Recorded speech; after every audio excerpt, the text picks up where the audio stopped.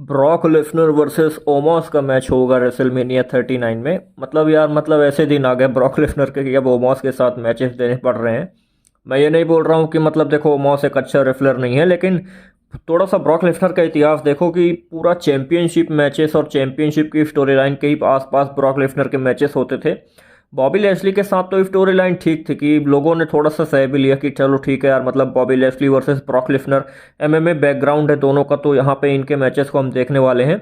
लेकिन यहाँ पे अब ओमॉस के साथ अचानक से ब्रॉक लेसनर का मैचेस करा के ट्रिपल एच क्या साबित करना चाहते हैं। देखो यार, थोड़ा सा मैं एक चीज़ बोलूँ, ट्रिपल एच को ना बहुत ही ज़्यादा हेट मिलने वाली है आगे जाके। और मेरे को तो ऐसा लगता है कि विंस मैकमोहन से भी बेकार बुकर ट्रिपल एच ना बन जाए कहीं पे। जब शुरू शुरू में कंपनी को संभालना शुरू किया था ना, तो बहुत लोगों ने अप्रिशिएट किया था कि हाँ ट्रिपल एच अब आ गए हैं, बहुत ही ज़्यादा अच्छा होगा। लेकिन अब देखो कि सबका बुक करने का तरीका अलग ही होता है, तो यहाँ पे ट्रिपल एच कुछ ज़्यादा ही अलग तरीके से बुक कर रहे हैं। अब ब्रॉक लेसनर अचानक से ओमोस के साथ स्टोरी लाइन में आ जाएंगे और यहाँ पे बॉबी लेस्ली की स्टोरी लाइन खत्म नहीं हुई है।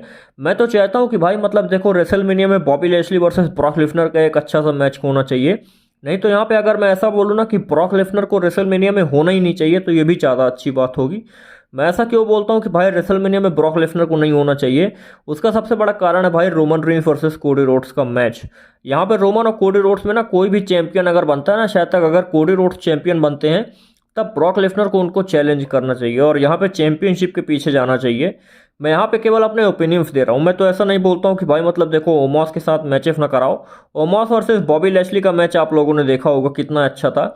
यहाँ पे केवल एक रेफलर की करंट में आज की डेट में बोल रहा हूँ, ग्रेट खली का ज़माना आई थिंक चला गया। आज की डेट में ना लोग रेफलिंग देखना पसंद करते हैं। एक बड़े साइज का रेफलर ठीक है, लेकिन वहाँ पे ब्रॉक लेसनर उनके साथ करेंगे क्या? सुप्लेक्स सिटी और F5 भी अच्छे से लगेगा नहीं भाई। एक जायंट सुपरस्टार जो WWE में था ना, वो था भाई ब्रॉन स्ट्रोमन, और उसको भी WWE ने बेकार कर दिया। ब्रॉन स्ट्रोमन जैसे सुपरस्टार्स कंपनी के पास है और यहाँ पे कंपनी भाई ओमॉस वर्सेस ब्रॉक लेसनर का मैच कराने की कोशिश कर रही है। आपको शायद तक याद होगा Brock Lesnar versus Braun Strowman का मैच जो कि 2017 में हुआ था नो मर्सी में, कितना बेहतरीन रहा करता था। उस टाइप के जायंट्स अगर ब्रॉक लेसनर को मिले ना, और केवल ब्रॉक लेसनर नहीं, उस तरीके के जायंट्स अगर WWE में रहें तो बहुत ही ज़्यादा बेहतरीन है। लेकिन यहाँ पे मैं ओमॉस को भाई टोटली क्रिटिसाइज़ करता हूँ।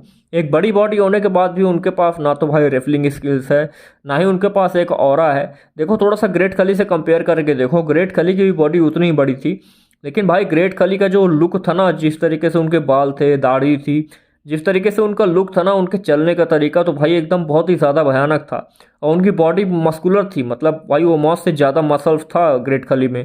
लेकिन यहाँ पे ओमॉस को मेरे को अंदर कुछ नहीं दिखता है। अब देखो यहाँ पे बॉबी लेस्ली वर्सेस ओमॉस की स्टोरी लाइन अगर आप लोगों ने देखी होगी तो आपने ये देखा होगा कि भाई कितना ज़्यादा बेहतरीन मैच था वो। मतलब 2 से 3 मिनट में वो वाला मैच खत्म हो गया था, मेरे को लगता नहीं है।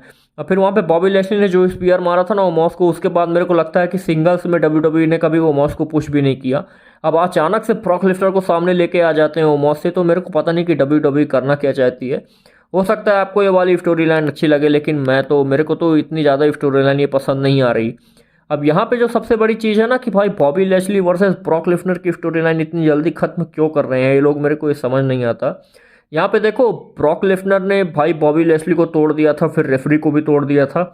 वो वाला मोमेंट थोड़ा सा अनस्क्रिप्टेड था, लेकिन उसके बाद फिर यहाँ से इनको कैरी करना चाहिए इस स्टोरी लाइन को। रेसलमेनिया में अगर ये स्टोरी लाइन खत्म होती है तो बहुत ही ज़्यादा बेहतरीन होगा और बॉबी लेस्ली के करियर के लिए भी अच्छी बात होगी। ऐसे कैसे कोई स्टोरी लाइन खत्म कर सकता है कि मतलब सीधे बॉबी लेस्ली को भाई एक्सट्रीम रूल्स में हरा के उसके बाद उनकी स्टोरी लाइन, उनका मतलब करियर का एक सबसे अच्छा मोड़ चल रहा है यहाँ पे ब्रॉक लेसनर के साथ, तो यहाँ पे उसको इतनी जल्दी बंद करने का मेरे को तो समझ में नहीं आता। तो कुछ इस तरीके से भाई WWE बुक करना चाहती है बॉबी लेस्ली और ब्रॉक लेसनर को। खास करके ब्रॉक लेसनर के फैंस के लिए बहुत ही ज़्यादा बुरी बात है ये, क्योंकि एक टाइम पे एक ऐसा चैंपियन, और एक टाइम पे नहीं, मतलब देखो 2 से 3 साल पहले की ही बात है भाई, 2022 में ब्रॉक लेसनर ने रॉयल रंबल जीता था।